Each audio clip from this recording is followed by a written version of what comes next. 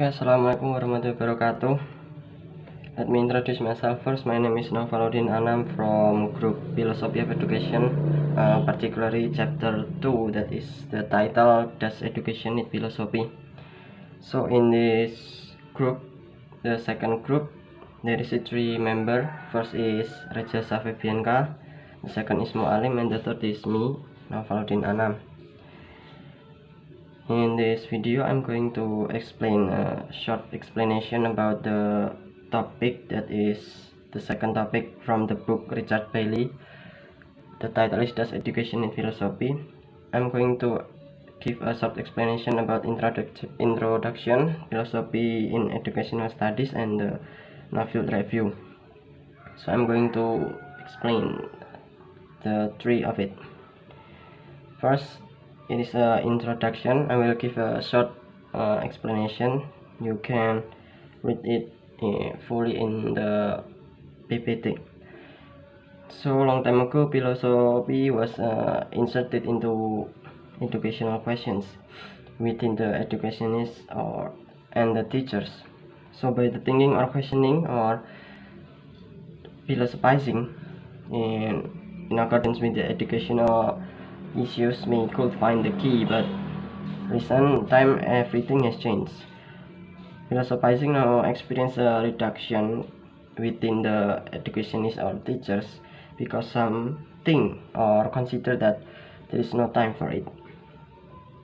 So the second topic is philosophy in educational studies, recent history in philosophy in education studies.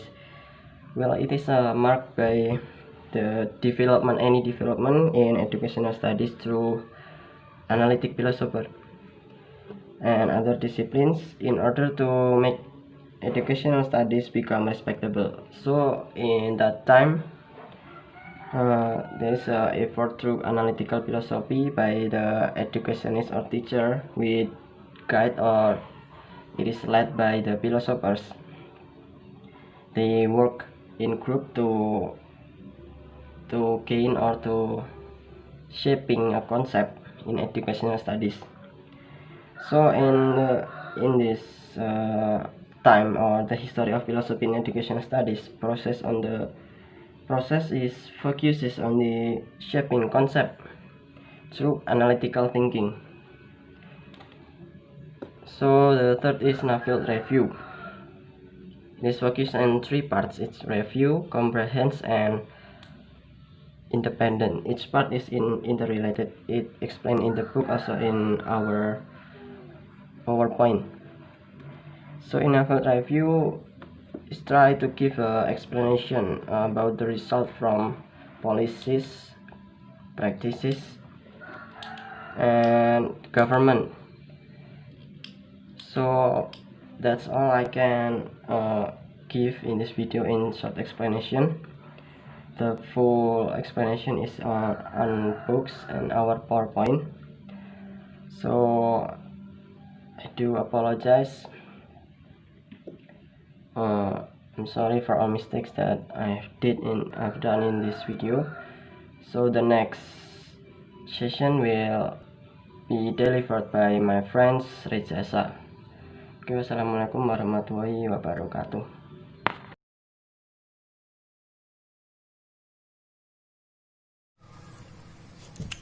Assalamualaikum warahmatullahi wabarakatuh. My name is Rejasa. I will continue about explain doing philosophy, educational aim, culture and community.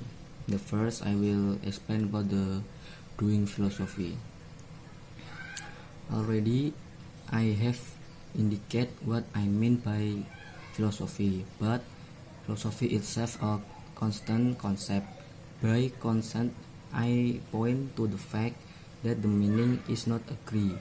Thus, the consequent disagreement cannot be rectified. Simply appeal to the Oxford English Dictionary that the difference in meaning reflects wider, deeper disagreement, often of an ethical nature. Not all concepts of philosophy is interest. So many words within our language are pretty uncontroversial. We talk happily about tables and chairs without fuss. Any dispute here can easily be resolved through recourse the dictionary. This might be classified, though no comprehensively, as ethic, philosophy of mind, epistemology, social and political philosophy. And next, educational aim. Any educational system is by definition concerned with the promotion of learning.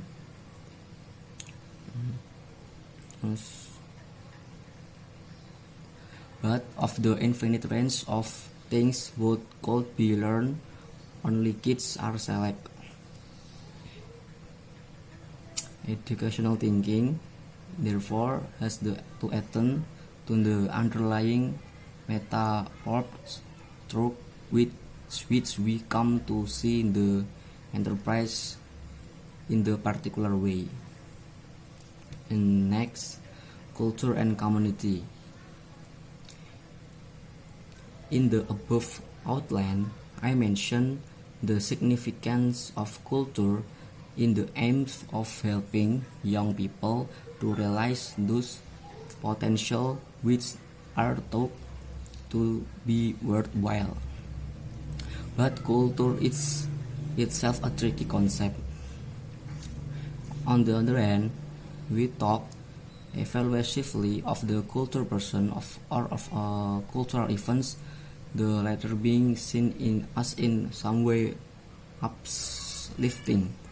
Culture, in this sense, embodies social's approved way of thinking, appreciating, and valuing. Once again, such cultural judgments are within certain merely taken for granted. The importance of this concept and this implication for education as a preparation for living in the community is emphasized by many educational thinkers and philosophers. I think it's enough for me, and next we'll explain for my friend Mualim. Sekian dari saya. Wassalamualaikum warahmatullahi wabarakatuh. Assalamualaikum warahmatullahi wabarakatuh. Good morning. My name is Mualim Dwi Prasetyo. I'm here. I want to explain to you about the materials that explained from the latest material that explained by Rajasa. Okay, let's get started. The first of all is about culture and community. In the above outline, I mentioned the significance of culture in the aim of helping young people to realize those potential which are to be worthwhile. But culture is itself a tricky concept. Indeed, it will be interesting to hesitate a while and to attempt a definition which will encapsulate what you mean. It will be even more interesting to compare such a definition with those who were attempting the same exercise. On the other hand, we talk evaluatively of the culture person or of a culture event, the latter being seen as in some way uplifting. Culture in this sense embodies socially approved ways of thinking, appreciating and following. Once again, such culture judgments are within certain milieu taken for granted. The importance of this concept and its implication for education as a preparation for living in the community is emphasized by many educational thinkers and philosophers. And next, we move to next material, learning and teaching. Next, central and educating all young people must by definition be the effort to bring about are to enhance learning. And given that success in life requires constant learning, it is now a truism that the educational system should enable young people to learn how to learn. To learn how to learn. Untuk belajar, bagaimana caranya belajar.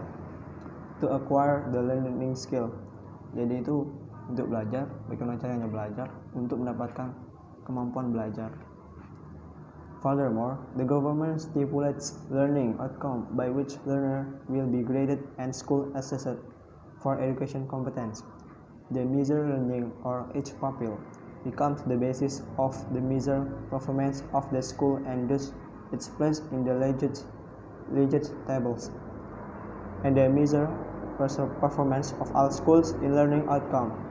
Exempli gratia proportionate increase of learner with 5 or more GCSEs at grade A to C becomes the basis of evaluation of system performance.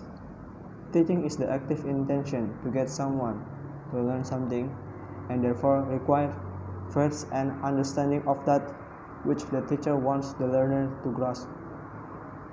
It requires a knowledge of the learner and of the subject matter and the skill linked to the two. The profession of teaching, therefore, is both a guardian of that accumulated wisdom and the means whereby it will be inherited by future generations. In that respect, it is a deeply moral undertaking, ensuring the transmission of the best in our cultural inheritance relevant to personal and social development. Next, provision. We learn from experience as well as through formal provision of educating something which too often is forgotten. But experience is itself a concept with philosophical history. Is experience the raw material on which the mind gets working? To develop